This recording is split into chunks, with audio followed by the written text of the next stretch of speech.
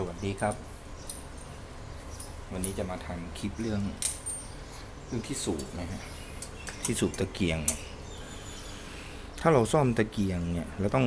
องทดสอบตะเกียงบ่อยๆคือจุดตะเกียงหลายๆครั้งแล้วเราต้องสูบเนี่ยครับสูบตะเกียงเพื่ออัดเพชเชอร์อัดแรงดันในถังนะครับถ้าทำบ่อยๆครั้งเนี่ยมันจะเจ็บมือหรือซ่อมตะเกียงอะไรพวกนี้ครับมันสูบไม่ไหวมันเจ็บมือมากผมก็ดัดแปลงครับโดยที่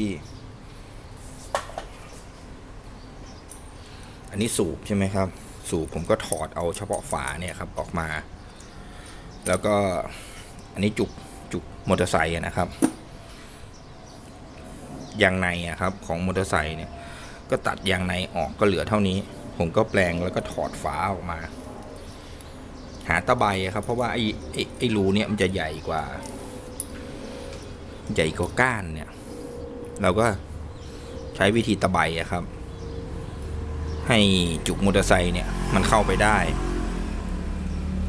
พอถอดออกมาเสร็จปุ๊บเนี่ยก็เป็นแบบนี้ครับเอาจุกมอเตอร์ไซค์ใส่แปลงแบบนี้ครับ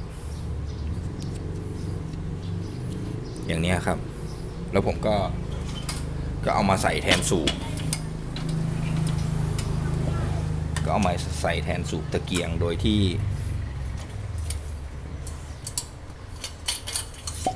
ผมก็เอาสูบออกแบบนี้แล้วผมก็เอาตัวนี้ใส่แทน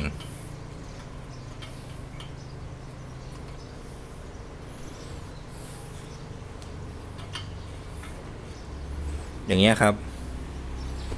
แล้วก็ใช้สูบที่เหยียบครับหรือสูบจากปั๊มลมมาปั๊มเข้าแทนแล้วก็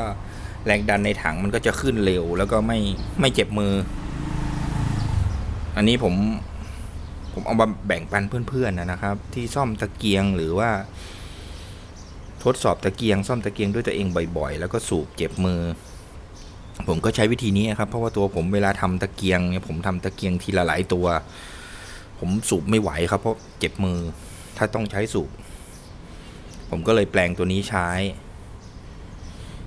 ก็เอามาแบ่งปันเพื่อนๆนะครับ